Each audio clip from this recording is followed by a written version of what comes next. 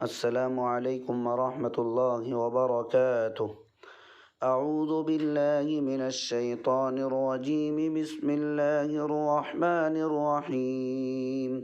قد نرى تقلب وجهك في السماء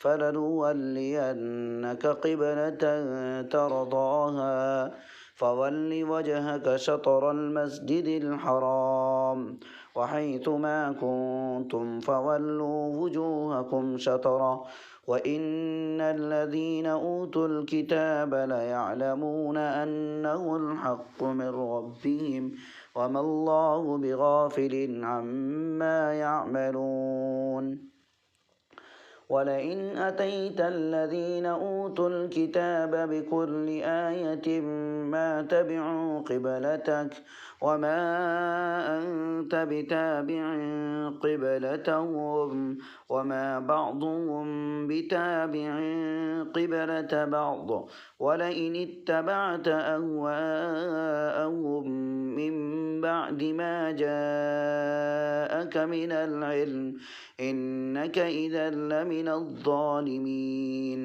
الذين آتيناهم الكتاب يعرفونه كما يعرفون أبناءهم وإن فريقا منهم ليكتمون الحق وهم يعلمون الحق من ربك فلا تكونن من الممترين صدق اللہ العظیم۔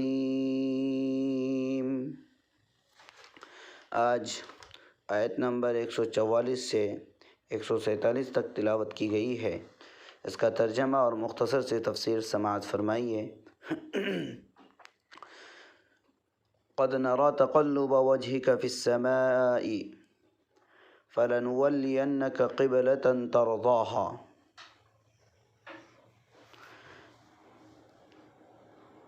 فول وجهك شطر المسجد الحرام وحيث ما كنتم فولوا وجوهكم شطره۔ ہم بار بار آسمان کی طرف چہرہ اٹھتے دیکھ رہے ہیں تو ہم آپ کو اسی قبلے کی جانب متوجہ کر دیں گے جو آپ کو پسند ہے۔ فول وجهك شطر المسجد الحرام، آپ اپنا رخ مسجد حرام کی طرف کر لیں۔ حرام کے معنی قابل احترام کے ہیں، اس سے وہ مسجد مراد ہے جو کعبۃ اللہ کے چاروں طرف ہے۔ مسجد حرام کے استقبال کا حکم دینے میں اس طرف اشارہ ہے کہ دور کے لوگوں کے لیے بعین کعبے کا استقبال ضروری نہیں کہ ایسا حکم دینے میں سخت دشواری ہے، بلکہ کعبے کے چاروں طرف نسبتاً وسیع دائرے میں جو مسجد ہو اس کا استقبال کافی ہے۔ گویا عین کعبہ کا استقبال کرنا ضروری نہیں، سمت کعبے کا استقبال کر لے تو کافی ہے۔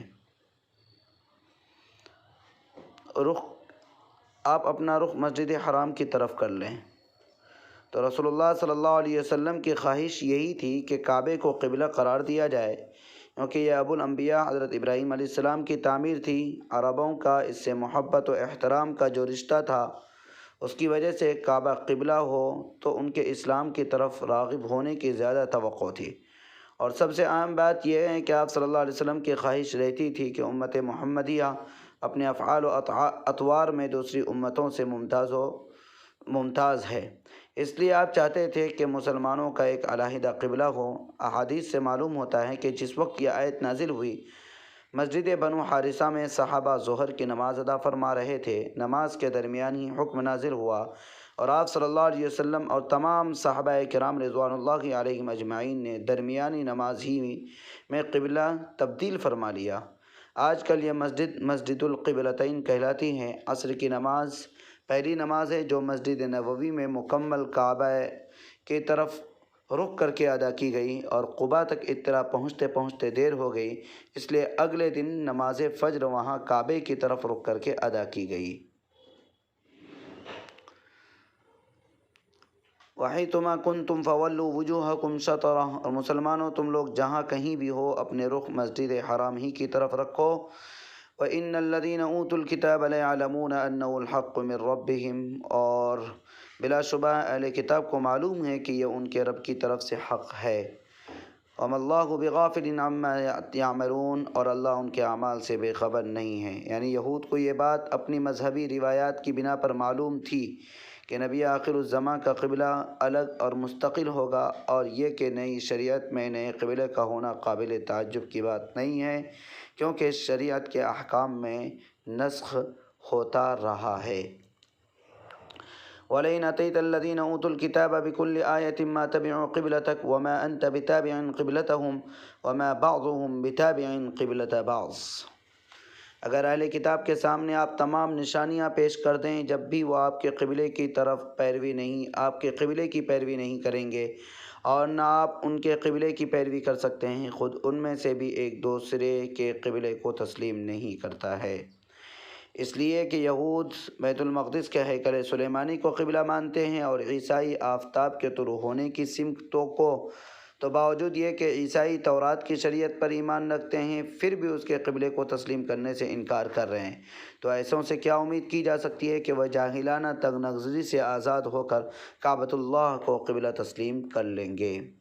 وَلَئِنِ اتَّبَعْتَ أَهْوَاءَهُم مِّن بَعْدِ مَا جَاءَكَ مِنَ الْعِلْمِ إِنَّكَ إِذًا لَّمِنَ الظَّالِمِينَ، اور اگر معلوم ہو جانے کے باوجود آپ ان کی خواہشات کی پیروی کرنے لگیں تو یقیناً اس وقت آپ کا شمار ظالموں میں ہوگا۔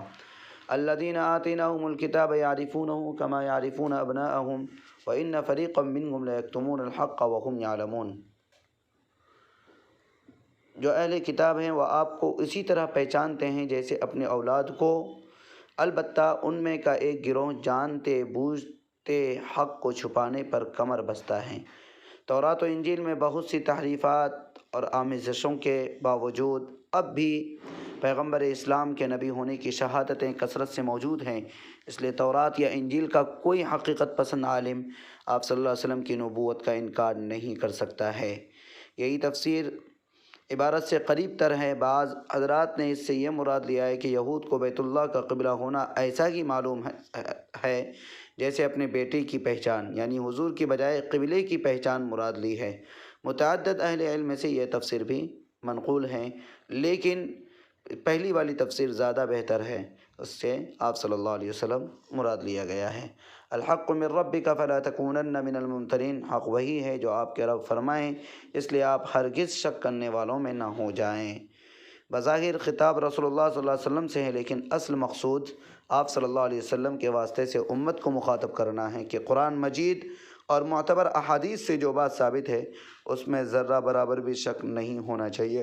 اللہ تبارک و تعالی ہم سبوں کو قرآن کریم پر عمل کرنے کی توفیق عطا فرمائے۔ السلام علیکم ورحمۃ اللہ۔